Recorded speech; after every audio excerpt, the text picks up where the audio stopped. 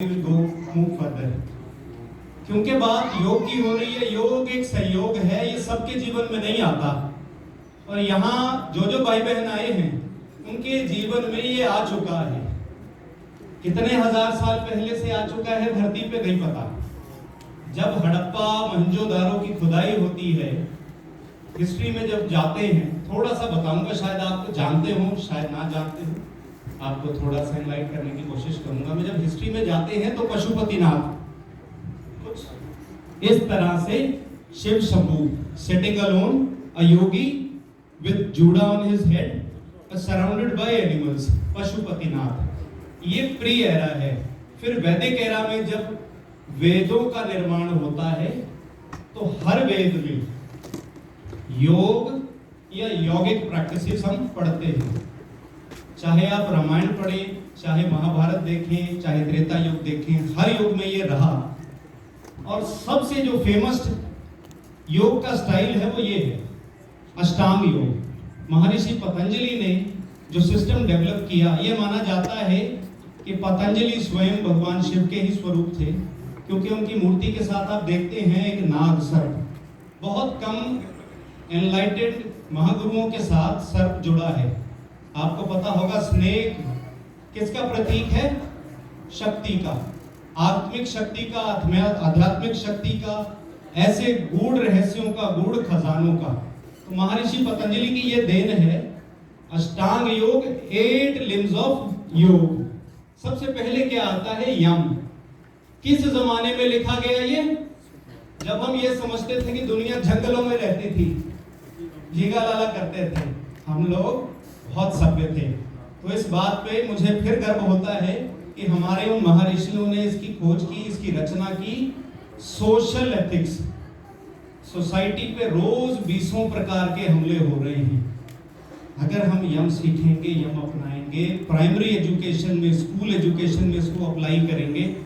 और मैं बड़ा खुशकिस्मत हूँ कि इंटरनेशनल नेचुरोपैथी ऑर्गेनाइजेशन भारत सरकार का आयुष मंत्रालय का एक अदारा, मैं उसको रिप्रेजेंट करता हूँ। मैं उसका प्रधान सेवक हूँ पंजाब का। और जगह जगह पे करीबन 600 जगहों पे हम लोग पिछले 11 साल से ये सेवा दे रहे हैं।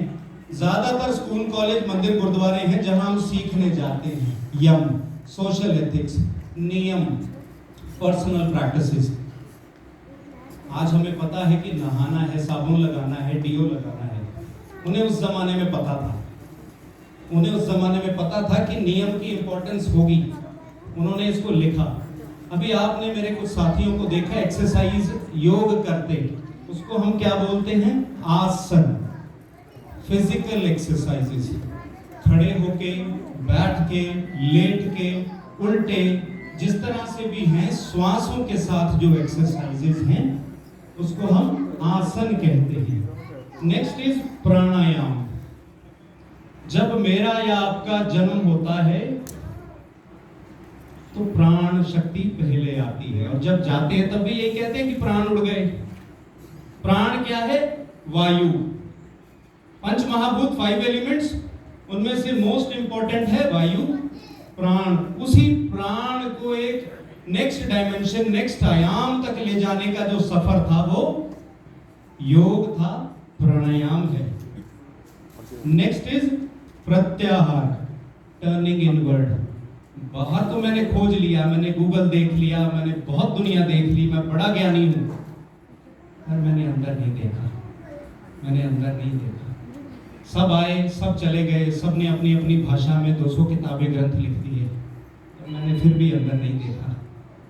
तो आज क्या ये प्रत्याहार, ये मेरी तरफ से छोटे भाई, बच्चा, आप जो भी समझे इसको, प्रत्याहार सबके लिए। विश्व गुरु अगर बनने का जरा भी इच्छा है भारत को वापस, तो प्रत्याहार, धारणा, कंसंट्रेशन। जितने भी विनर यहाँ बैठे हैं, यहाँ बहुत ऐसे हैं जो विजेता हैं पर्सनल लाइफ में, प्रोफेशनल लाइफ में। हजारों लोगों को रोजी रोटी दी, हजारों लोगों को मोटिवेशन दिया। उन सब ने ये धारणा और संकल्प लिया।